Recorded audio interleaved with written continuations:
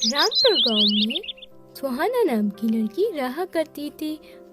जब वो छोटी थी तब उसके माता पिता का निधन हो गया था, जिसके बाद सुहाना अपनी दादी के साथ लगी। वे लोग बहुत ज्यादा गरीब थे।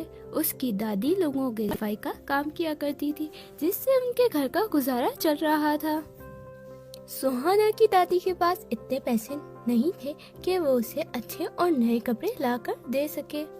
सुहाना का एक सपना था कि उसके पास भी एक सुंदर सी लाल गाउन हो, लेकिन सुहाना की दादी के पास इतने पैसे नहीं थे। सिर्फ वो इतना ही कमाती थी कि घर का गुजारा चल सके। लेकिन सुहाना बहुत ही अच्छी और नेक दिल लड़की थी, इसलिए वो अपनी दादी से कभी भी किसी चीज की जिद नहीं करती थी। एक दिन वो अपनी दादी से कहती है, दादी, मैं अपने से छोटे बच्चों को ट्यूशन पढ़ा के आपकी मदद करना चाहती हूँ।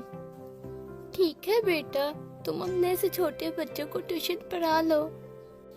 अगले ही दिन से सुहाना ने छोटे बच्चों को ट्यूशन पढ़ाना शुरू कर दिया। अब धीरे धीरे सारे बच्चे सुहाना के पास ही पढ़ने आ रहे थे। अब उनके घर का गुजारा अच्छी तरीके से हो रहा था। एक दिन सुहाना की दादी कहती है, सुहाना बेटा, अब हम दोनों के पास इतने पैसे हो गए हैं कि तेरे लिए एक सुंदर सी लाल फ्रॉक ले ली जाए।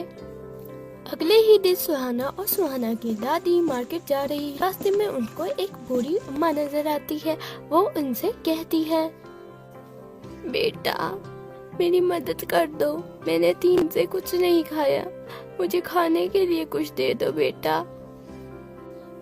सुहाना थोड़ी देर सोचती है, क्यों ना मैं ये पहले इन बूढ़ी अम्मा को दे दूं, मैं अपनी फ्रॉक अगली बार ले लूंगी।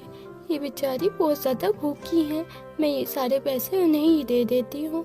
ये सोचकर सुहाना वो पैसे बूढ़ी अम्मा को दे देती है। ये ले लीजिए अम्मा, इससे आप कुछ खा लीजिए। कह के सुहाना आगे बढ़ती है, तभी उसको एक आवाज आती है। वो आवाज एक परी की थी। सुनो सुहाना बेटी, मैं एक परी हूँ, मैं तुम्हारी परीक्षा ले रही थी और तुम उसमें पूरी उतर गई। तुम एक बहुत ही नेक दिल और ईमानदार लड़की हो, मैं कुछ देना चाहती हूँ। ये देखकर सुहाना और सुहाना दादी हैरान रह जाती हैं। परी से कहती है, आप कौन हो और कहाँ से आई हो?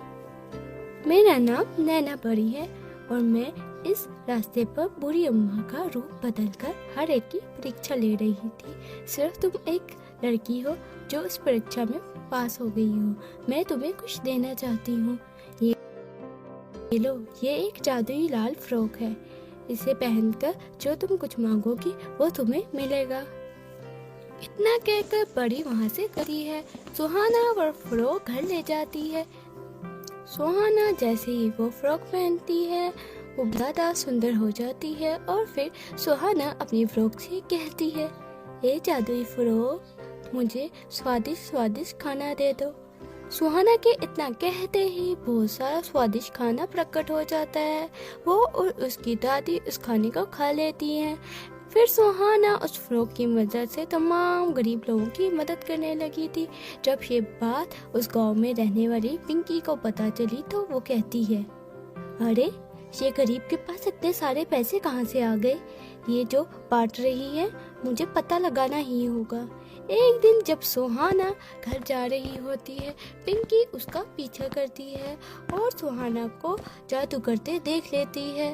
अच्छा, तो ये बात है, ये कमाल इस जादुई फ्रॉक का है, क्यों ना मैं इस फ्रॉक को चुरा लूं।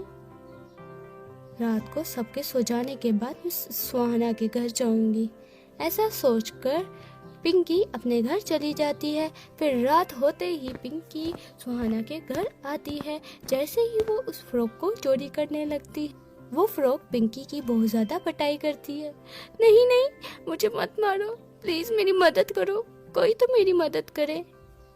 सुहाना जल्दी से उस फ्रॉक से कहती है, फ्रॉक, इसे छोड़ दो। सुहाना के इतना कहते ही वो फ्रॉक पिंकी को छोड़ देती है। पिंकी को अपनी गलती पर बहुत ज्यादा पछतावा होता है। वो सुहाना से माफी मांगती है, सुहाना, मुझे माफ कर दो, मैंने तुम्हारे बारे में इतना बुरा सोचा पर तुमने मेरी मदद की। मैं बहुत ही बुरी लड़की हूँ, प्लीज मुझे माफ कर दो। सुहाना पिंकी को माफ़ कर देती है। ठीक है पिंकी, आज तो मैं तुम्हें माफ़ कर रही हूँ, आइंदा किसी के भी साथ ऐसा मत करना। के बाद सुहाना और सुहाना की दादी खुशी खुशी रहने लगती है। तो दोस्तों, कैसी लगी हमारी स्टोरी? अगर हमारी स्टोरी अच्छी लगी हो तो हमारे चैनल को सब्सक्राइब करना मत भूलना और साथ में बेल आइकन भी दबा देना। तो मिलते हैं नई स्टोरी के साथ।